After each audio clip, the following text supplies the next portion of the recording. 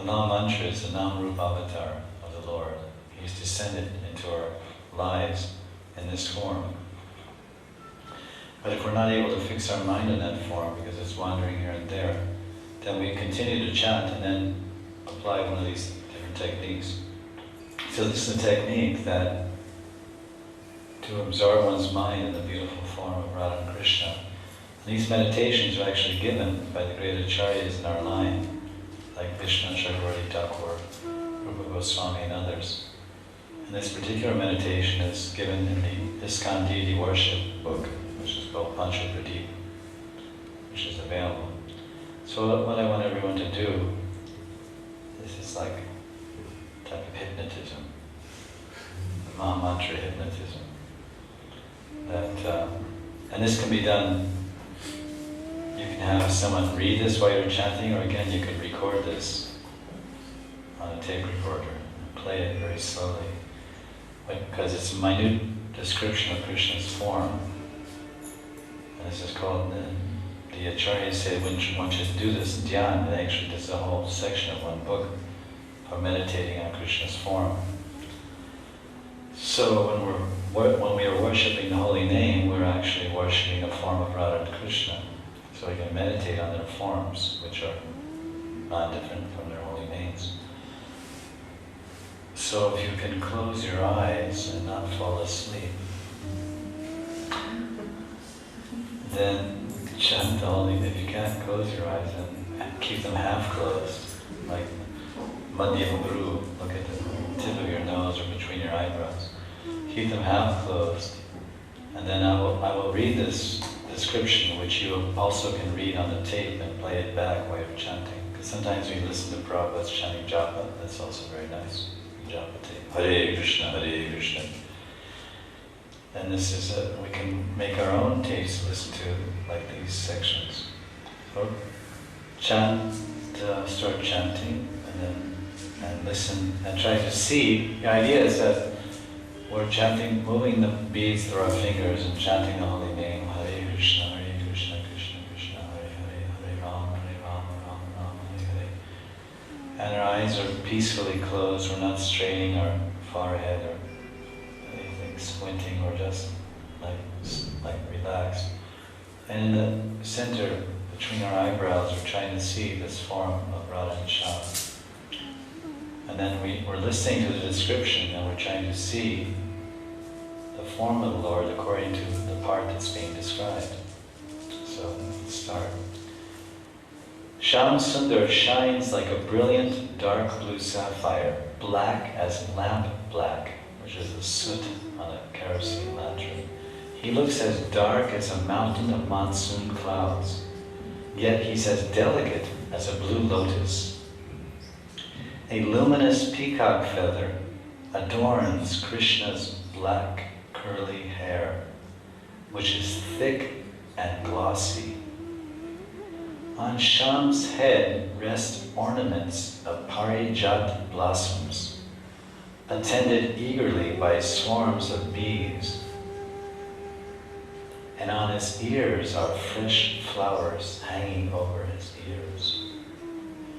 On the middle of Govinda's forehead, which is surrounded by stray locks of hair, there shines vertical bright yellow tilak, which rises between his pair of long, creeper-like eyebrows. Giridhari's face shines like the radiant full moon of the autumn season, and his eyes are wide and moist, like the petals of a lotus flower. Radharaman's mirror-like cheeks glitter with the rays of his jeweled, shark-shaped earrings, Makara Kundala. Shyam's beautiful nose points gracefully upward, and his tender smile, resembling the moon, a jasmine flower, or a mandara flower, illuminates his all-attractive form. In other words, when we're meditating, we're trying to see this beautiful, tender smile on Shyam's face within our mind. Around Shyam's conch-like neck hangs a string of coral flowers and young leaves, and from his shoulders to his feet extends a garland of kalpavriksha flowers, surrounded by intoxicated bees. On Krishna's broad chest rests a sparkling string of pearls, like a constellation of stars in the evening sky. The shining of Krishna's Kaustuba jewel hanging on his chest is like the sun in the sky. And there's also his distinguishing mark of Shrivats. Shrivats is golden line. Shyam's shoulders are high. His well-formed, thick arms reach to his knees, and his stomach is slightly indented and raised, with a handsome, deep navel at its center. Extending upward from Krishna's navel is a delicate line of black hair.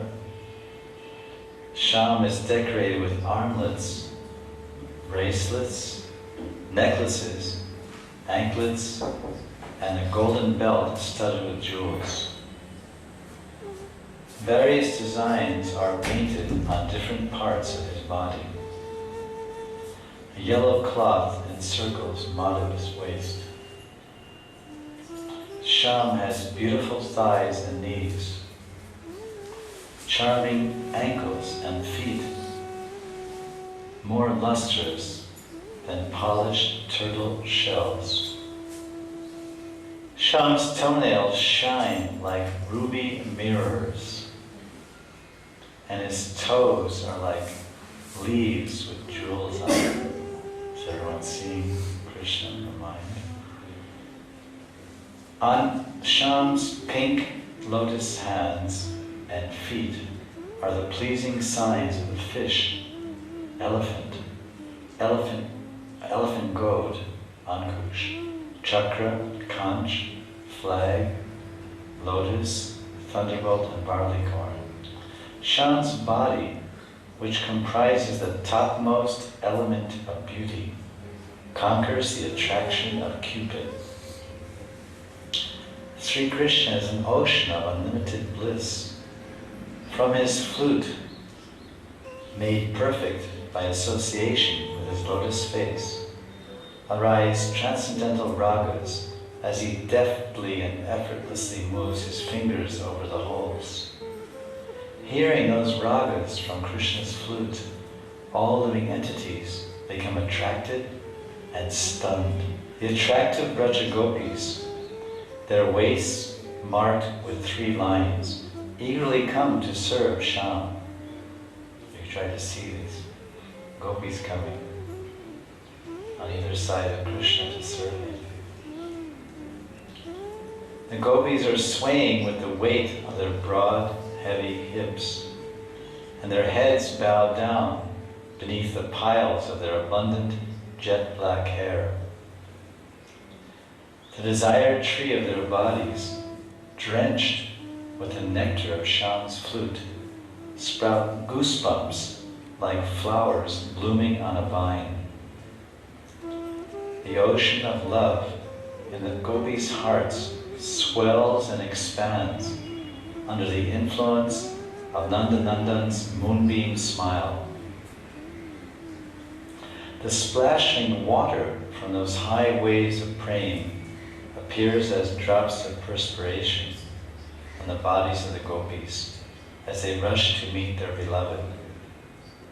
This is amazing meditation. Goes on. This isn't a deity worship book. One should meditate like this before he worships the deities of Radha and Krishna. This is what he's told there. Panchapradeep. From the long bow of Shyam's enchanting eyebrows, he shoots sharp glances at the gopis. The shower of his deadly arrows of love breaks the composure of the gopis.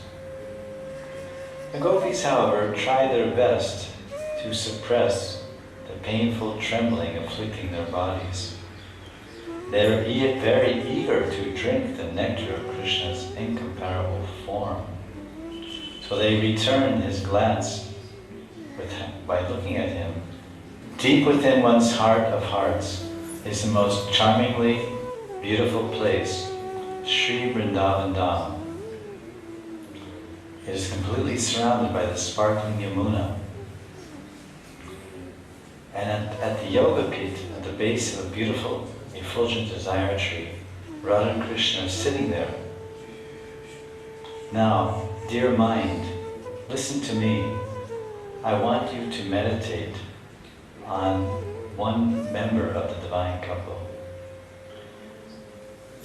One has a complexion as lustrous as a fresh rain cloud. Begin right now and remember, first and foremost, and for all eternity, Krishna's attractively sweet, gentle smile. Now contemplate, think about the fascinating crown or mukut on Krishna's head, which is decorated with a beautiful peacock feather and strands of gunja berries, those little red and black berries. Visualize Shyam's wavy locks of glossy hair. Dwell upon his forehead, which is beautified with lovely, precise tilak. Imagine Hari's eyebrows, his eyes and nose. Picture Govinda's satin-smooth cheeks in your mind's eye.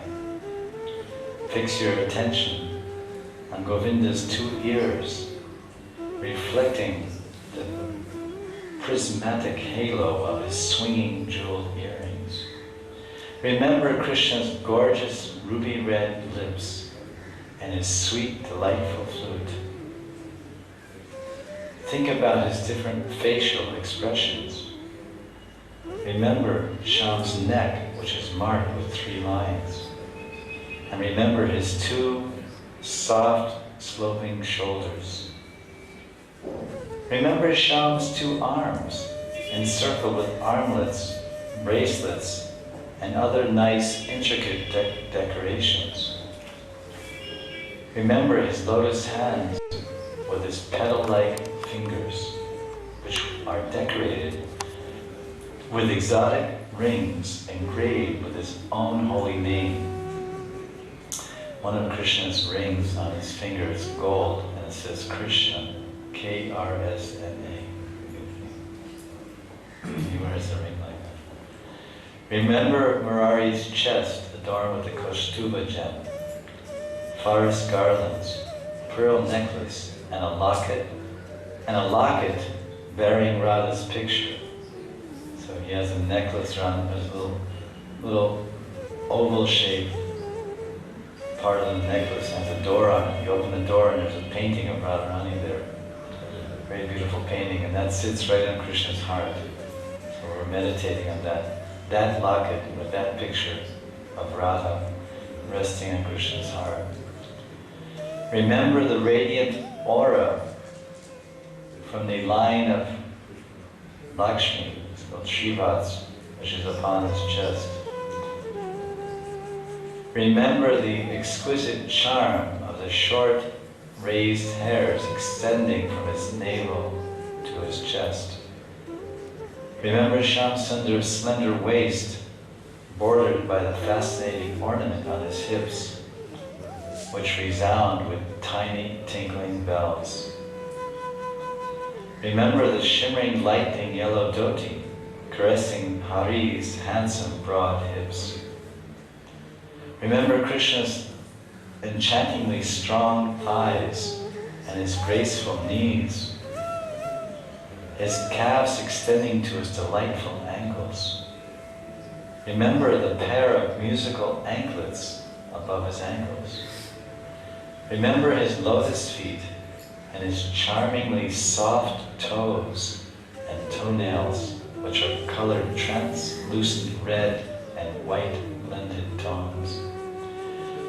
Remember the ruddy pinkish tint of Shyam's foot soles that extends up to his heels with a conspicuous novel radiance. Now it says, visualize one after another the auspicious marks on the sole of Krishna's right foot. So now try to see these marks. His right foot, and this is his big toe.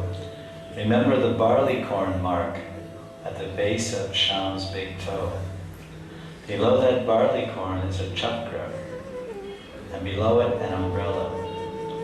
Remember the upward curving line extending from the middle of Krishna's sole to his big toe and index toe on his right foot. Remember the lotus flower below Krishna's middle toes and the flag below that. Remember the elephant goad on Kush, which is below Krishna's toe, his tiny toe, small toe. And below that elephant goad, or Ankush, is a thunderbolt. Remember the heel of Krishna's foot, underneath his foot, his right foot. There is an octagon, it's called Ashtakon, 8-sided figure. And in the 4 directions, in the north, south, east, and west, there are 4 swastikas surrounding that octagon. And between these swastikas, there are 4 jambu fruits. Oh my dear mind, please dwell on these 11 marks on Sri Hari's right foot. Now meditate on the 8 auspicious marks on the sole of Shyam's left foot. Remember, this is his left foot. Now you're looking at the bottom of his toes. Remember the conch shell beneath Shyam's big toe. Beneath his middle toes, there's 2 concentric circles. One inner circle and surrounded by an outer circle. That's below his middle toes of his feet and his left foot. Remember the Danu, the unstrung bow, which is below the concentric circles. And directly below that is the mark of a cow's hoof print.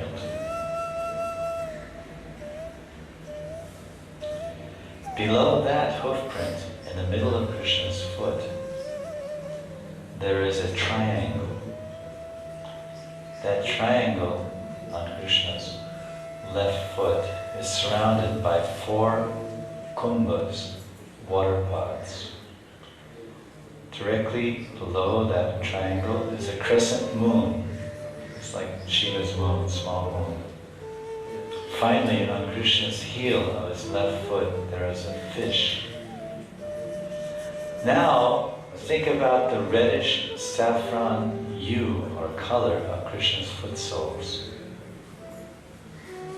Remember his toenails and their glowing luster of mixed translucent red and white. In other words, we went from his smile down to his feet, now meditation is taking us back. This is what's told in this one thing. Remember Govinda's soft reddish heels. Remember both his feet, nicely adorned with resounding ankle bells. Remember Shyam's lovely ankles, rounded calves, smooth knees, and beautiful thighs. Remember the lightning brilliant radiance of his dhoti, yellow dhoti. Remember the jeweled ornament full of little tinkling bells that graces Shyam's hips. Remember Shyam's slim waist, deep lotus navel, banyan leaf-shaped belly, which is covered by an expanse of fine hairs. Remember his broad chest, decorated with kostuba and many long jewel necklaces and tulsi manjari garlands. Remember the left side of his chest is adorned with the mark of Srivats, which is the symbol of Lakshmi Devi.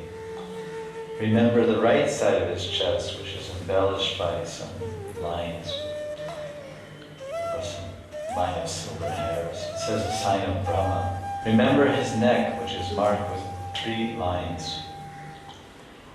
Remember, Krishna's throat is the birthplace of a whole treasure house of lovely sounds. Remember Shyam's soft, raised shoulders, extending out on both sides.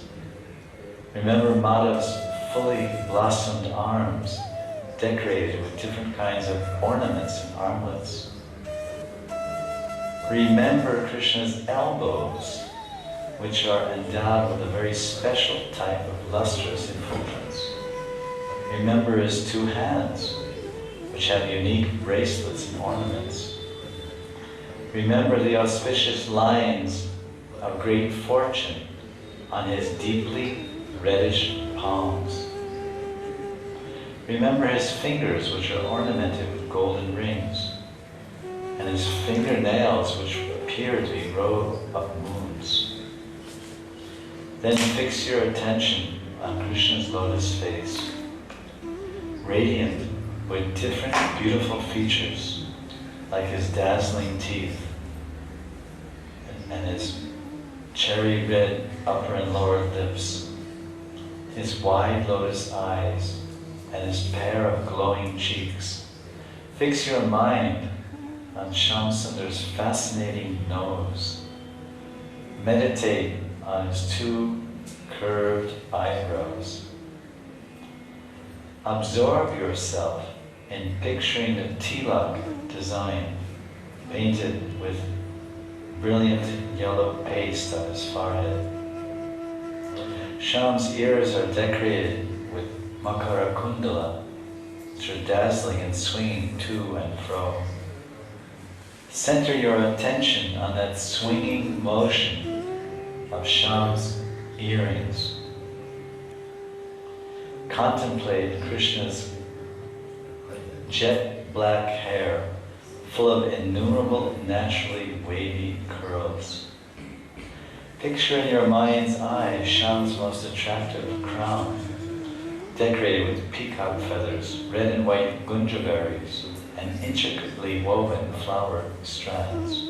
And now, my dear mind, finally, I want you to focus all your conscious attention and fully absorb yourself in uninterrupted, concentrated meditation on the effulgent radiance emanating from Krishna's attractively sweet, gentle smile. Shri Krishna Bhagavan ki